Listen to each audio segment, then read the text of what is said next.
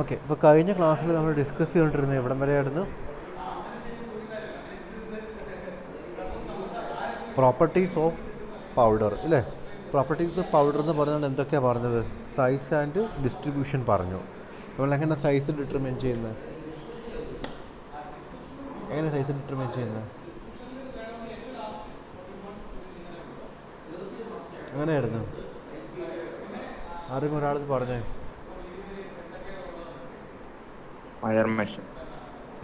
ഏതാ? ആ, സ്ക്രീൻ വെച്ചിട്ട്, മെഷ് വെച്ചിട്ട്. ഓക്കെ,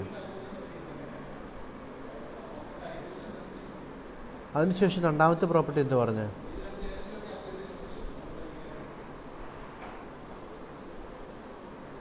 രണ്ടാമത്തെ പ്രോപ്പർട്ടി എന്താണ്? രണ്ടാമത്തെ പ്രോപ്പർട്ടി പറഞ്ഞത് പാർട്ടിക്കിൾ സ്ട്രക്ചർ പറഞ്ഞു അല്ലേ? ഷേപ്പ്, പല ഷേപ്പിലുള്ള കാര്യങ്ങൾ പറഞ്ഞു. പിന്നെ അടുത്ത പോറോസിറ്റി. പോറോസിറ്റി എന്തിനെയൊക്കെ ഡിപ്പെൻഡ് ചെയ്യുന്നത്?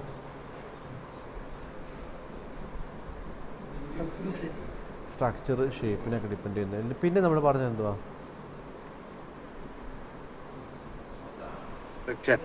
ഫ്രിക്ഷൻ. ഫ്രിക്ഷൻ്റെ പ്രത്യേകത എന്താ? ഫ്രിക്ഷൻ എങ്ങനെ എഫക്റ്റ് ചെയ്യുന്നത്?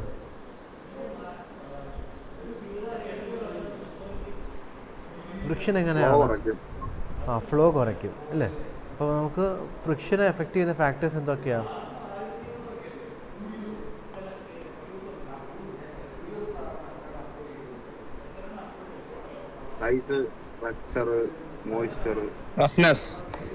അതെ അതെ, സൈസ് ഉണ്ട്, സ്ട്രക്ചർ ഉണ്ട്, പിന്നെ അതിൻ്റെ സർഫസ് ഉണ്ട് അല്ലേ?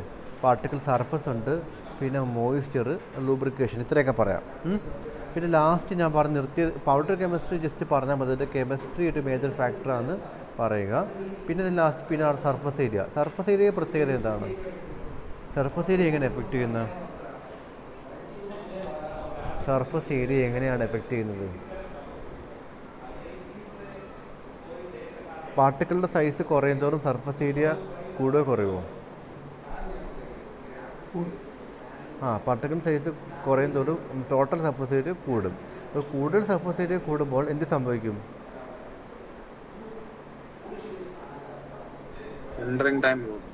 സിൻറ്ററിങ് ടൈം കൂടും. അങ്ങനെ എഫക്റ്റ് ചെയ്ത. ഓക്കെ, ഇനി അടുത്ത property bulk density. Okay, bulk density is a density of a powder in its a loose form or uncompressed form. അതായത് നമ്മൾ കംപ്രസ് ചെയ്യുന്നതിന്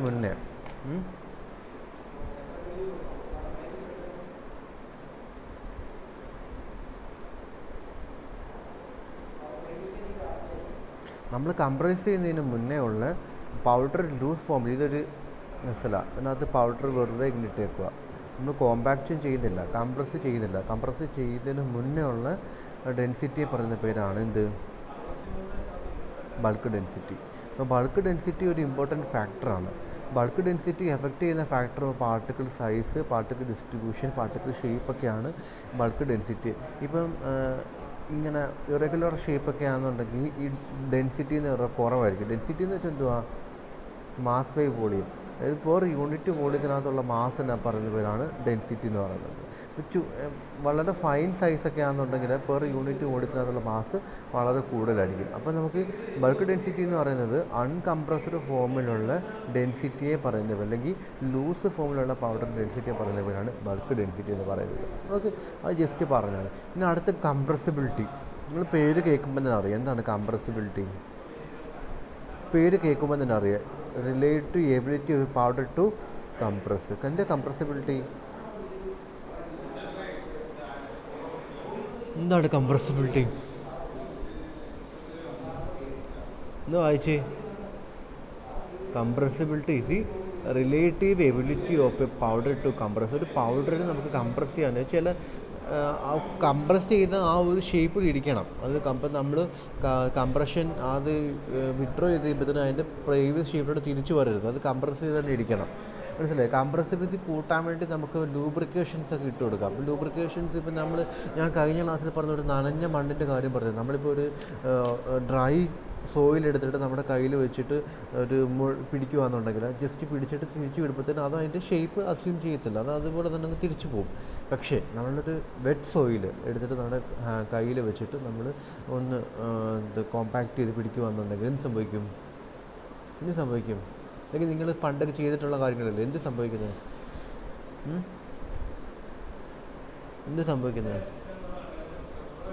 കേൾക്കുന്നുണ്ടോ പറയുന്നത്? ആ ഒരു ഷേപ്പിലോട്ട് ഇരിക്കും ആണല്ലോ. അപ്പോൾ അതേ സംഭവം തന്നെയാണ് കംപ്രസിബിലിറ്റി എന്ന് പറയുന്നത് അല്ലേ. ഇനി കോമ്പാക്റ്റബിലിറ്റിയും കംപ്രസിബിലിറ്റിയും തമ്മിൽ ഡിഫറൻസ് ഉണ്ട്. കംപ്രസിബിലിറ്റിയും രണ്ടാണ്. കംപ്രസിബിലിറ്റി എന്ന് വെച്ച് കഴിഞ്ഞാൽ ഒരു മോൾഡിനകത്ത് ഒരു പൗഡർ വെച്ച് കഴിഞ്ഞാൽ അതിന് നമ്മൾ ഒരു പ്രഷർ കൊടുക്കുമ്പോഴത്തേന് ഇതെന്ത് സംഭവിക്കും? ഇത്രയായിരുന്നു പ്രഷർ കൊടുക്കുന്നുണ്ട്. പ്രഷർ കൊടുത്തു കഴിയുമ്പോൾ എന്ത് സംഭവിക്കും? ഇത്രയായിട്ട് മാറും അല്ലേ, മാറത്തില്ലേ? ഇത്രയും ഭാഗം എന്തു പഠിക്കും? ആ വോയിഡ് സ്പേസ് എല്ലാം മാറിയിട്ട് ഇത്രയും ഭാഗമായിട്ട് മാറും. അതിൻ്റെ ഒരു എബിലിറ്റിയെ പറയുന്ന പേരാണ് എന്ത്?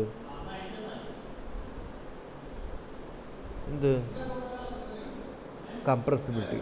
കോമ്പാക്റ്റബിലിറ്റി എന്ന് വെച്ച് കഴിഞ്ഞാൽ compactability is a measure of structural strength of a compacted or unsintered powder. അതായത് നമ്മൾ കോമ്പാക്റ്റ് ചെയ്യുമല്ലോ, ആദ്യമേ ഒരു പൗഡറിനകത്ത് വെക്കുന്നു, ഈ പൗഡർ നമ്മളൊരു പ്രഷർ കൊടുത്തിട്ട് പ്രസ് ചെയ്യുന്നു. അപ്പോൾ കോമ്പാക്റ്റും ചെയ്ത് കഴിയുമ്പോഴത്തേന് എന്തുമായിട്ട് മാറുന്നത്? ചെറിയ വോളിയമായിട്ട് മാറുന്നു അല്ലേ. അപ്പോൾ ആ കോമ്പാക്റ്റ് ചെയ്ത സാധനത്തിൻ്റെ സ്ട്രെങ്തിനെ ഡിഫൈൻ ചെയ്യുന്ന ടേമാണ് കോമ്പാക്റ്റബിലിറ്റി. അത് കംപ്രസ് ചെയ്തിട്ട് ആ ഒരു മെറ്റീരിയലിൻ്റെ അല്ലെങ്കിൽ കംപ്രസ് ചെയ്ത പൗഡറിൻ്റെ സ്ട്രക്ചറൽ സ്ട്രെങ്തിനെ നമ്മൾ പറയുന്ന ടേമാണ് കോമ്പാക്റ്റബിലിറ്റി. ഓക്കെ, ആ കോമ്പാക്റ്റ് ചെയ്ത് പൗഡറിനെ പറയുന്ന പേരാണ് ഗ്രീൻ കോമ്പാക്റ്റ് എന്ന് പറയും. മനസ്സിലായില്ലേ? 3 പ്രോസസ്സാണ് ഉള്ളത്. പൗഡർ ഉണ്ടാക്കുന്നു, പിന്നെ കോമ്പാക്റ്റ് ചെയ്യുന്നു, പിന്നെ അതിനുശേഷം എന്തോ ചെയ്യുന്നത്?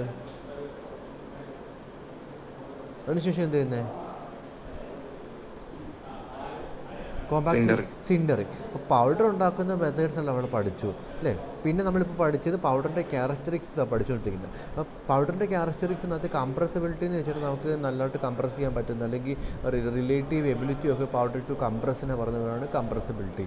ഈ കംപ്രസ് ചെയ്ത് കിട്ടുന്ന പൗഡർ അതിൻ്റെ സ്ട്രക്ചറൽ സ്റ്റെബിലിറ്റി അല്ലെങ്കിൽ സ്ട്രക്ചറൽ സ്ട്രെങ്തിനെ പറയുന്ന പേരാണ് കോമ്പാക്റ്റബിലിറ്റി എന്ന് പറയുന്നത്. അപ്പോൾ നമുക്ക് ഈ ഗ്രീൻ കോമ്പാക്റ്റ് എന്ന് പറയുന്നത് കോമ്പാക്റ്റ് ചെയ്ത് കിട്ടുന്ന, അതായത് സിൻഡർ ചെയ്യുന്നതിന് മുന്നേയും കോമ്പാക്റ്റ് ചെയ്ത് കിട്ടുന്ന പ്രൊഡക്റ്റിനെ പറയുന്ന പേരാണ്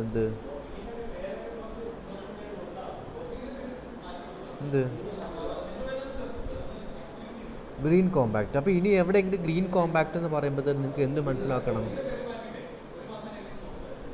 ഇനി എവിടെയെങ്കിലും ഗ്രീൻ കോമ്പാക്റ്റ് എന്ന് പറയുന്ന ടേം കാണുമ്പോൾ നിങ്ങൾ എന്തോ മനസ്സിലാക്കണ്ടേ?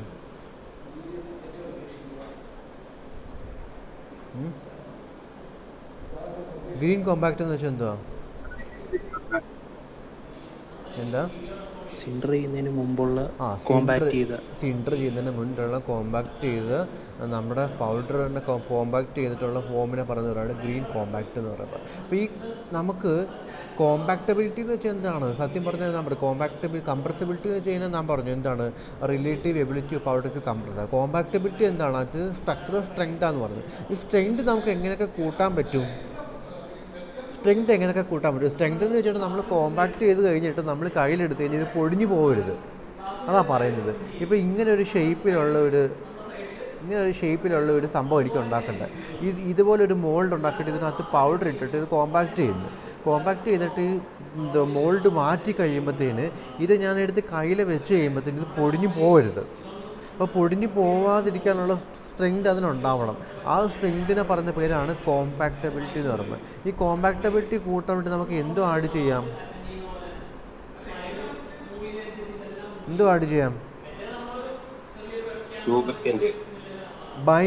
ലൂബ്രിക്കൻസ് അല്ലെങ്കിൽ ബൈൻഡേഴ്സ് ഒക്കെ ആഡ് ചെയ്യാം. ഇപ്പോൾ നിങ്ങൾ കണ്ടിട്ടില്ലേ, നമ്മുടെ സാധാരണ സോയിൽ എടുത്തിട്ട് നമ്മൾ പ്രസ് ചെയ്യുമ്പോഴാണോ നമുക്ക് കറക്റ്റ് ഷേപ്പായിട്ട് എടുക്കുന്നത്? ക്ലേ സോയിൽ എടുത്തിട്ട് പ്രസ് ചെയ്യുമ്പോഴാണോ കറക്റ്റ് ഷേപ്പ് കിട്ടുന്നത്?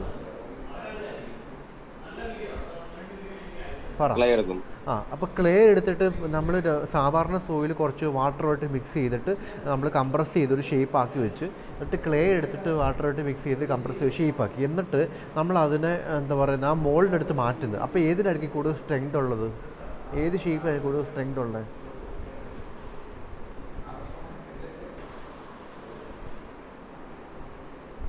ഏത് ഷേപ്പിനായിരിക്കും? സാധാരണ സോയിലിനാണോ അതോ ക്ലേ സോയിലിനാണോ? Clay soil. കാരണം എന്താണ്? അതിനകത്ത് എന്തുണ്ട്? ബൈൻഡേഴ്സ് ഉണ്ട്. അതിനകത്തുള്ള സോയിൽ പാർട്ടിക്കിൾസിനെ അങ്ങോട്ടും ഇങ്ങോട്ടും ബൈൻഡ് വെക്കാൻ വേണ്ടി ബൈൻഡേഴ്സ് ഉണ്ട്. അപ്പോൾ ബൈൻഡേഴ്സ് ആഡ് ചെയ്ത് കഴിഞ്ഞാൽ നമുക്ക് എന്ത് കൂട്ടാൻ പറ്റും? ബൈൻഡേഴ്സ് ആഡ് ചെയ്ത് നമുക്ക് എന്ത് കൂട്ടാൻ പറ്റും? കോമ്പാക്റ്റബിലിറ്റി കൂട്ടാൻ പറ്റും. ഓക്കെ. അടുത്ത സിൻഡറബിലിറ്റി എന്താ? Sinterability is ability of powder particles of green compact to bond together when heated during the sintering process. അപ്പോൾ കംപ്രസിബിലിറ്റി പഠിച്ചു, കോമ്പാക്റ്റബിലിറ്റി പഠിച്ചു. അടുത്ത് എന്ത് പഠിക്കുന്നത്? സിൻഡറബിലിറ്റി. എന്താണ് സിൻഡറബിലിറ്റി? ഗ്രീൻ കോമ്പാക്റ്റ് എന്ന് വെച്ചാൽ എന്താണ്? ഞാൻ പറഞ്ഞു ഗ്രീൻ കോമ്പാക്റ്റ് എന്താണ്? ഗ്രീൻ കോമ്പാക്റ്റ് എന്താണ് പറഞ്ഞു? സിൻഡർ ചെയ്യുന്നതിന് മുമ്പുള്ള സിൻഡർ ചെയ്യുന്നതിന് മുന്നുള്ള നമ്മൾ കംപ്രസ് ചെയ്ത കോമ്പാക്റ്റിനെ പറയുന്ന പേരാണ് ഗ്രീൻ കോമ്പാക്റ്റ്. ഈ ഗ്രീൻ കോമ്പാക്റ്റ് നമ്മൾ സിൻഡർ ചെയ്യുമ്പോൾ അത് എത്രമാത്രം അങ്ങോട്ടും ഇങ്ങോട്ടും ബോണ്ട് ക്രിയേറ്റ് ചെയ്യുന്നു, അതിൻ്റെ ഒരു എബിലിറ്റിയെ പറയുന്ന പേരാണ് എന്ത്?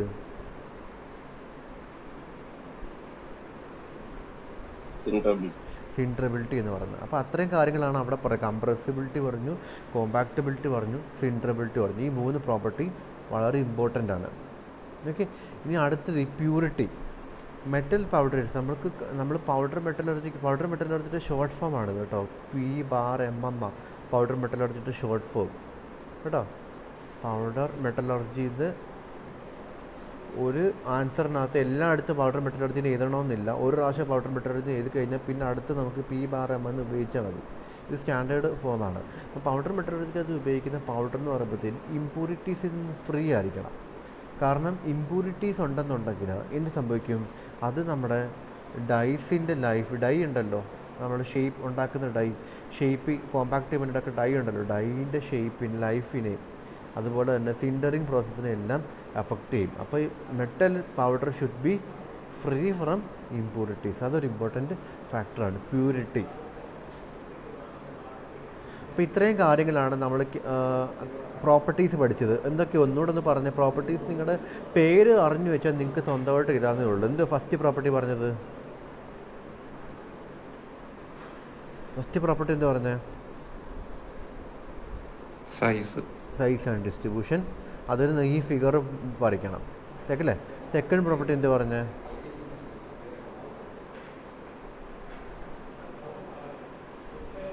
എന്തുവാ?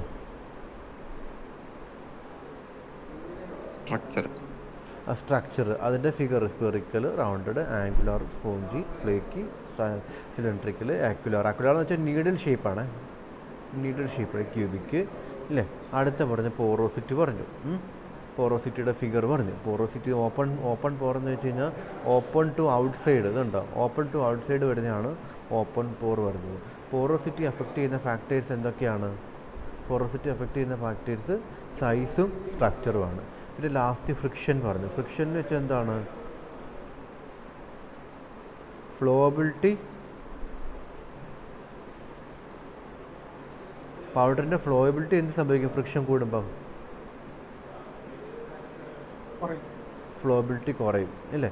അതിന് ഫ്രിക്ഷൻ ചെയ്യുന്ന ഫാക്ടേഴ്സാണ് particle size distribution, particle structure, പിന്നെ particle surface, presence of moisture അല്ലെങ്കിൽ ലൂബ്രിക്കേഷൻ അല്ലേ. Powder flow is an important during compaction process. പിന്നെ അതുപോലെ തന്നെ friction tends to decrease a powder flowability. ഇതെല്ലാം പറഞ്ഞതാണ്. പിന്നെ പൗഡർ കെമിസ്ട്രി പറയണം. പിന്നെ സർഫസ് ഏരിയയുടെ ഫാക്ടർ എങ്ങനെയാണ്?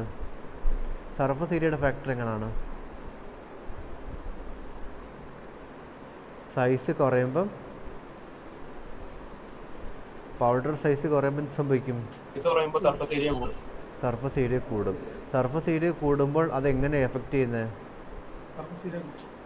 സർഫസ് ഏരിയ എഫക്റ്റ് ചെയ്യുന്നത് എന്തുവാ? സിൻഡറിങ് പ്രോസസ്സ് ചെയ്യാൻ വേണ്ടി കൂടുതൽ സമയം എടുക്കുന്നത്. More activity that will occur during sintering ആണല്ലോ. ഓക്കെ. അപ്പോൾ സൈസ് കുറയും തോറും സർഫസ് ടു വോളിയം റേഷ്യോ എന്ത് സംഭവിക്കും? കൂടത്തില്ലേ? Surface area to volume ratio എന്ത് സംഭവിക്കും?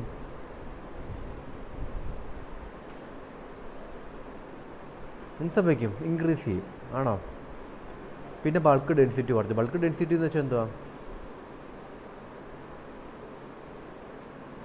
ബൾക്ക് ഡെൻസിറ്റി എന്ന് വെച്ചാൽ എന്താ?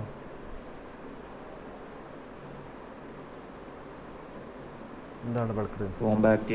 കോമ്പാക്ട് ചെയ്യുന്നതിന് മുന്നുള്ള ഡെൻസിറ്റിയാണ്. പിന്നെ അടുത്തത് കംപ്രസിബിലിറ്റി, കോമ്പാക്റ്റബിലിറ്റി, സിൻഡറബിലിറ്റി. ഇത് മൂന്നെണ്ണം എന്തുവാ? Compressibility, compactability, sinterability. ഇത് മൂന്നും എന്താണ്?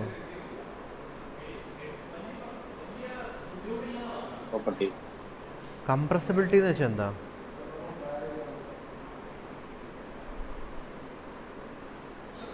പറ. കംപ്രസിബിലിറ്റി എന്ന് വെച്ചാൽ എന്തുവാ?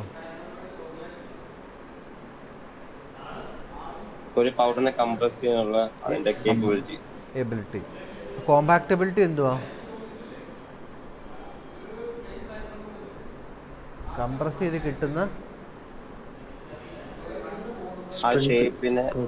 കംപ്രസ് ചെയ്ത് കിട്ടുന്ന കോമ്പാക്റ്റിൻ്റെ ഷേപ്പ് അല്ലെങ്കിൽ അതിൻ്റെ സ്ട്രക്ചറൽ സ്ട്രെങ്തിനെ പറഞ്ഞ പേരാണ് കോമ്പാക്റ്റബിലിറ്റി. കോമ്പാക്റ്റബിലിറ്റി നമുക്ക് എങ്ങനെയൊക്കെ കൂട്ടാം?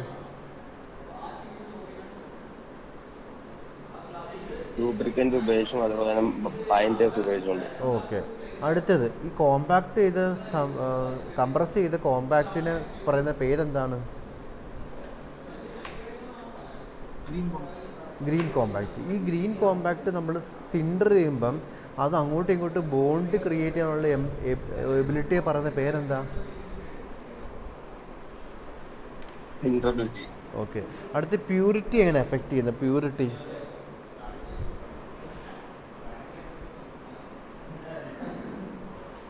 പ്യൂരിറ്റി എങ്ങനെ എഫക്റ്റ് ചെയ്യുന്നത്?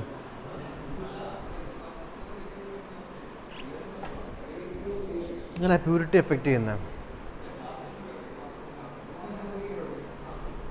പ്യൂരിറ്റി കൂടിയ ലൈഫ് കൂടും. പിന്നെ സിൻഡറിങ് പ്രോസസ്സൊക്കെ നമുക്ക് നല്ലതായിട്ട് നടക്കും കേട്ടോ. ഇത്രയും കാര്യങ്ങളാണ്.